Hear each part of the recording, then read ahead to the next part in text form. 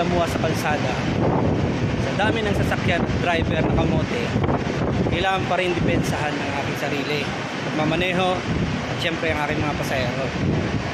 Sa tunay na buhay bilang isang bus driver, kailangan ng defensive driving kasi kailangan ko depensahan ang mga buhay ng aking mga pasahero.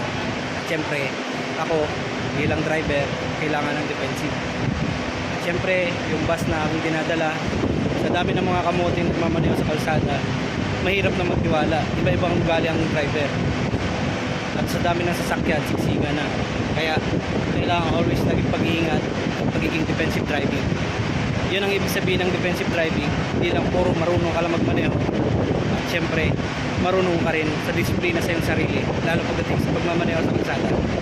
Yan ang lagi mong pakaingatan.